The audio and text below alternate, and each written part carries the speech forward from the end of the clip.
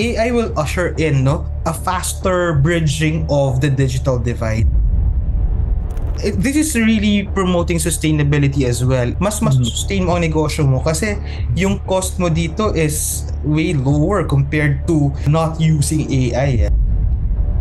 Now, talking to many entrepreneurs, ano yung mga common challenges nila or obstacles in adapting AI? Una-una takot. Especially for employees na sinasabi nila na natakot sila to use AI because it might replace them. Di naman totoo yun. We will not be replaced by AI, but we will be working with AI side by side. Kung hindi tayo marunong gumamit ng AI, then that's a disadvantage.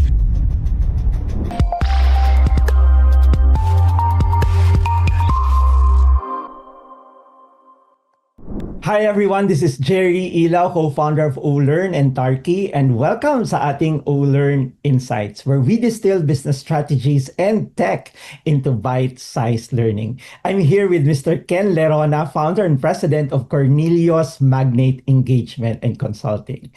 Hi, welcome again, Ken, sa ating segment. Hi Jerry, good to see you again. Yeah, so in the first segment, we talk about the story of Ken Lerona from helping big names corporate to doing is consulting sa countryside, especially yan sa mga provinces. He also talk about Cornelius Magnate Engagement and Consulting, mga services nila, and also ano yung mga products and services ng mga MSMEs in the countryside.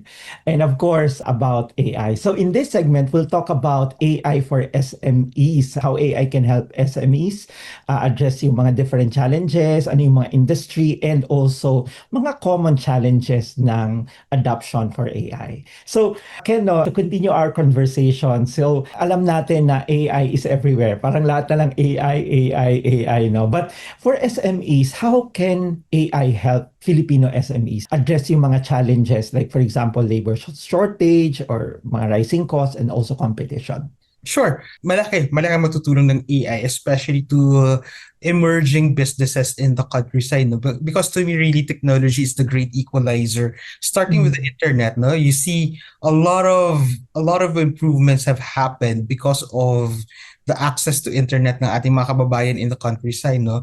Not just in terms of access to information, but really it's access to tools that can help their operations para maging mas efficient, no? So with the advent of AI naman, what we are seeing here, coming from the analog, coming from the internet era, AI will usher in a faster bridging of the digital divide. Kasi noong panahon, parang ang hirap-hirap pa kahit to so many people. The social media or Facebook is the internet. But right now, with so many other platforms that we're using, not just in terms of promoting the services, the products, or the goods coming from the provinces, we're getting a lot of tools that can help productivity, can help logistics, can help encourage innovation, and definitely empower as many people in the community. Kasi mas madali ang trabaho versus in the past using AI. And really, this is really promoting sustainability as well in terms of it's not just environmental sustainability for the businesses, but it's sustainability of the business. Mas sustain mo ang negosyo mo kasi yung cost mo dito is way lower compared to not using AI. So really to me, it's the capability building feature ng AI na makakatulong talaga sa ating mga MSMEs, lalong-lalo na in the countryside. Yeah, agree. Ano yung because you've done a lot of trainings now helping mga MSMEs natin. Ano yung mga industries or parang business functions that are kumbaga really reaping the benefits of AI? Well, una-una, it's the retail talaga. It's the manufacturers, no? Kasi as I mentioned in the previous episode, if the concern before was the farm to market road and the priority was farm to market road, right now it's the digital highway that we need to really enhance. And with the access nga of the digital highway to so many people right now, even in the countryside, mas napapadali yung pagbebenta, yung trade natin from manufacturer to distributor to actual customers and consumers of their products. Kasi platforms like your e-commerce platforms like Lazada and Shopee are already using AI, of course. Even TikTok, no, it's using AI. So these are the things that we thought, okay, baka kailangan ko ng separate AI tool or separate, Mm, bibili mm, ako ng separate AI technology. But really, AI is already embedded in the platforms that we're using. And as yeah. I mentioned, retail and e-commerce reaping a huge benefit out of the technology, no? Especially those who are manufacturing and producing goods from the countryside. Dagdag na rin dito, apart from the platform ni e-commerce, si marketing and sales, mas napapadali. Mas marami ka ng tools, your Canva, your Yeah. CapCut, whatever, di ba? They're all using AI and it's easier to produce marketing collaterals using these platforms and you don't really have to spend so much, di ba? Kaya mo ang gawin to. Kaya gawin ng anak mo, di ba? So it's easy to promote your products and services using AI. Mm, Logistics and supply chain, mas madali na rin, di ba? Kasi because mm, the backbone of our e-commerce industry really are the logistics companies. And these logistics companies are also using data analytics, machine learning, bottom line AI, no?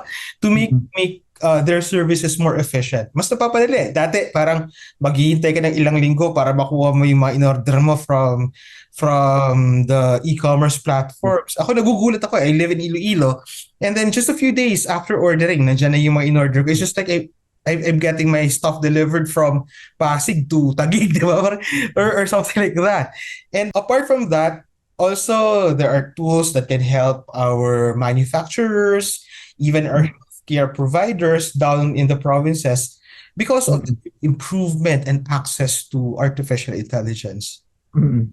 Yeah, so sobrang halos lahat ng industries talaga, no? Sinasabi nga nila AI will be like the new electricity. It Yes. will power everything, no? So very Yes. important na they explore these technologies, especially kung sakaling medyo ano pa sila, like you mentioned, no, analog or hindi pa nag-explore ng mga bagong technologies ngayon. Now, talking to many entrepreneurs, ano yung mga common kumbaga challenges nila or obstacles in adapting AI? Una-una takot. It's the misunderstanding of AI kasi I really blame some quarters na parang sinasabi na AI is scary, the Robocop and all those Oo, things. But without even helping people Skynet, no? understand, oo, kung ano yung AI, araw-araw gamit natin yung AI. The phones that we use already have AI. Yung mga platforms na pinapanood natin, Netflix Mm.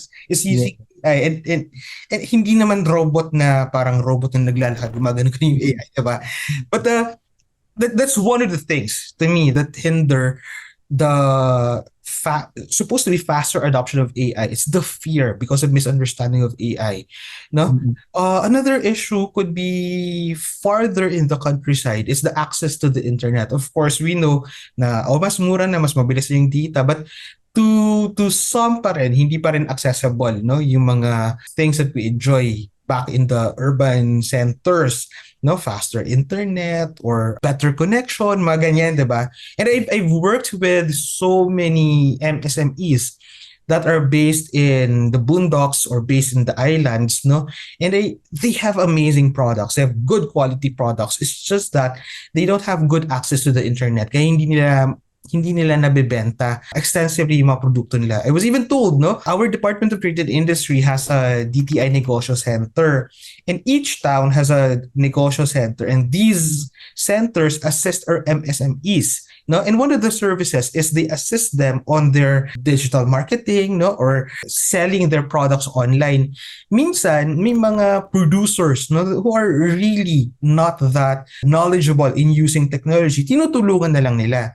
But what mm. we're saying is sana kung alam nila paano Yeah. to gamitin at may access sila sa internet, kahit na saan isla pa sila sa Pilipinas, kaya nilang magbenta at makipag-usap sa mga potential customers. But we're getting there. I'm not saying that we're really behind.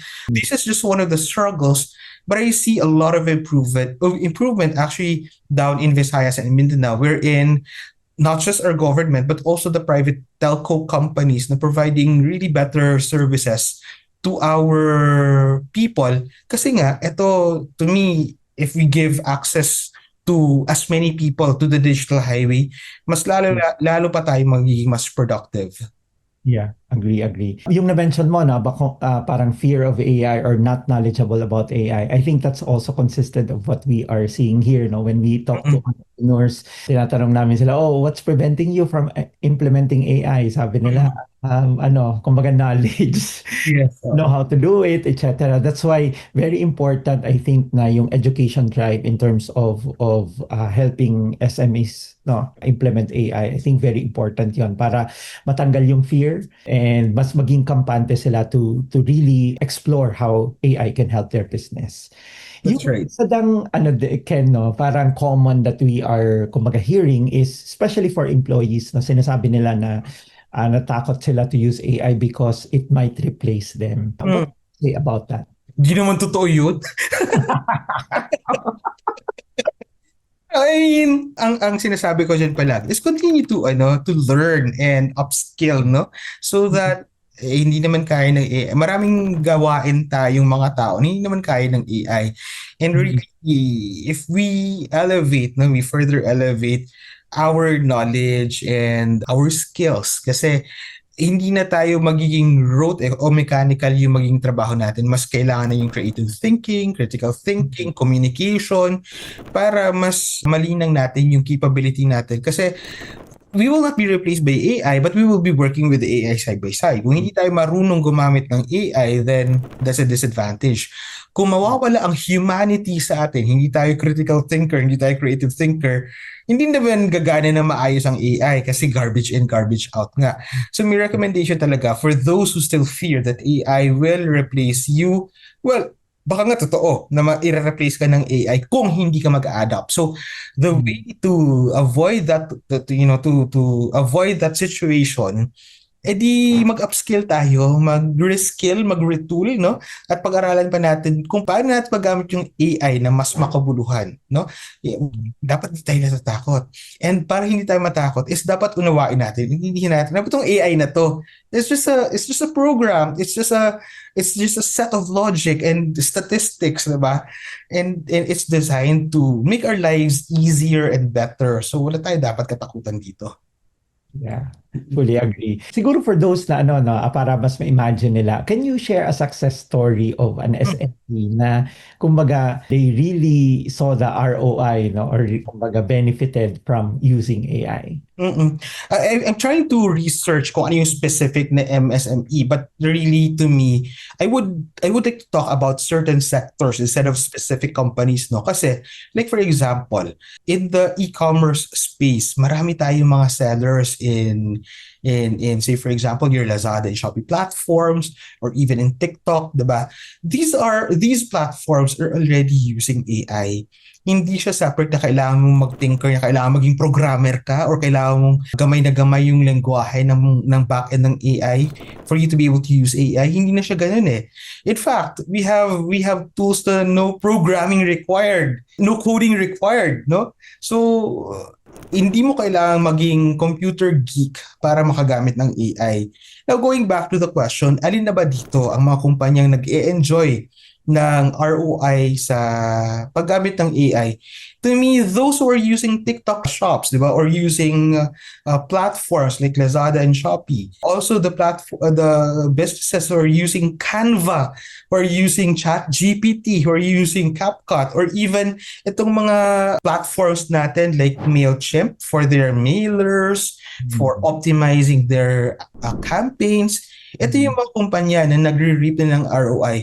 Bakit ko sinasabi nagre-reap na sila ng ROI? Because most of these platforms or tools, maraming mga libre lang na version na kung MSME ka, 'di ba? Gamitin mo na kasi hindi mo kailangan magbayad para magkaroon ng magandang advertising material. Hindi mo kailangan magbayad ng mahal para magkaroon ka ng emailer para sa iyong newsletter or para mag-push ka ng produkto mo on different platforms. And to me, since libre siya, ROI is much faster and many of these enterprises, no, itong mga MSMEs using these platforms are for sure already reaping the return on their investment. And mind you, ano bang investment nila dito? Not necessarily capital, not necessarily magpapatayo ka ng factory. Investment mo lang dito is pag-aralan mo paano ginagamit ang mga tools na to. Diba? ROI is faster with AI-driven tools. Yun, tama-tama. Because in the next segment, we'll talk about ano yung 5 must-have tools na nire-recommend ni Ken for SMEs. Yun. So, thank you so much again, Ken. No? We'll see each other again sa next segment and talk about the 5 must-have AI tools for SMEs. So, thank you so much for those of you who are watching. No? Please stay tuned for our next episode. Again, this is Jerry Ilao, co-founder of Olern and Tarki, saying, if learning is not your priority, don't expect change. See you in the next episode.